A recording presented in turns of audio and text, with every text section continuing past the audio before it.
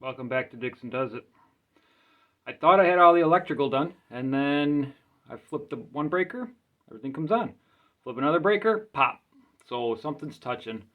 And we're going to troubleshoot it, and I'm going to bring you along for the ride. So here we go. Well, I know I said I'm not going to teach you electrical, because I don't want you burning your house down, but this could go for, electrical is dangerous, and if you can't get somebody out to figure something out, and you're scared of it, you can, try to figure it out on your own. So maybe you can diffuse a problem. So there's only 3 lines going in there. I've got an outlet there that I hooked up, that light up there that I hooked up, and those I know are good. So I'm pretty sure it's not those, because I had them on the other day, and then I moved them over to this breaker and added this outlet and the outlet on the other side of the wall. Yes, I started cutting in there because the other outlet on the other side of the wall is right about here. So I came down and started cutting, and there's a big chunk of wood there, which must come on an angle or something stupid. So now I got to fix it all. Anyways, let's go over to that outlet with our meter and see what happens. The debris is still here. Why clean up one spot when I can just wait and clean it all up? Anyways, we got our meter here. It's set to off. And you see that looks like a little audible sign or a volume sign? That's called the beep setting. And anytime you touch something, it's going to beep. So if you push them together, you should hear a beep. If you don't have that setting on there, you can go to the horseshoe, which is ohms. And if something's touching something, you'll get a reading. If something's not touching something, it'll say open link. We're going to touch it back to audible. And we're just going to put one in here. All these are tamper resistant. But I'm going to touch one side and the other, and it's beeping. You could also put them inside here, and it would beep. So I know that something, and that's grounded, so it should be connected. So now I know something on the hot side and the neutral side, somewhere in this circuit, is actually touching the black and the white wires are touching each other somewhere. So let's go figure it out. Turn that off. Don't waste batteries. All right, so I got my box open. I got all my wires separated. Let me blow this up a little for you. Oh, that's too far. Okay, right there. So I went around and I touched them all, is it this wire, this wire, this wire, this wire? No.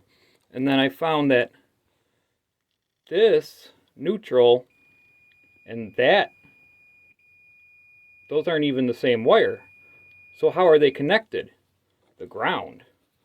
So I put my meter on the ground, and that black wire, and now I'm getting a beep. So if I put my ground on these neutrals, they should all beep, because down at, well, not these ones going that way, but this main one and down at the panel, they're on the same bar. So let me pull that wire out and see what's going on with it.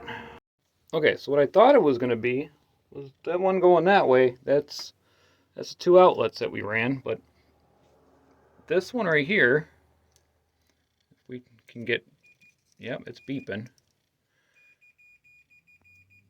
So our ground is touching our power wire.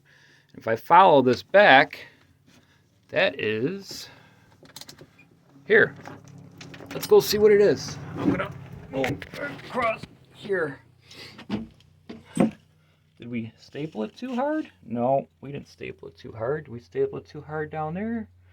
No, that's the light. The pull chain light. Huh. Last I knew, the pull chain light worked when I had it on, I had like a temporary circuit going just to give us lights for the night. And it was working. Came on, came off, came on, come off. But let's go take it apart and see what's going on down there. And there it is. That's on me. It's my fault.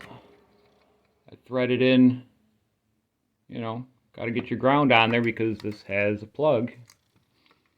And I routed this right there. When you when you push up, it's going to push on it. So I'm going to route this over the other side, bring these shielded cables over here, push it back up. We'll go upside top and see if we still get a beep. All right, let's see. No more beep. All right, I'll hook this back up. We'll go down to the breaker and hit the breaker and turn the light on. All right, so was it hard for me to figure out? No. I work under 2 residential master electricians, so I do this stuff all the time, which means that was a rookie mistake that I made. You know, work all day, then come home and then put in a couple hours. It just shows to Goya that Mr. DIY, Mrs. Weekend Warrior, you know, you can make those mistakes too, and if you don't catch them, because I had that hooked up to a temporary line before and it was working fine. You know, I tested, it came on, came off. I said, okay, cool.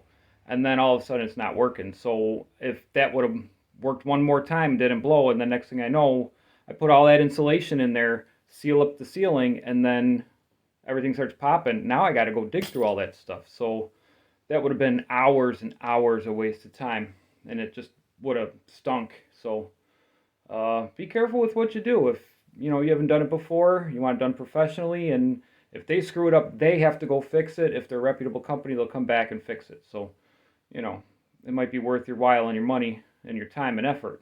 So think about that when you're doing a project. Oh, that's another project done. Dixon does it. Now I got to do the insulation. That'll be fun.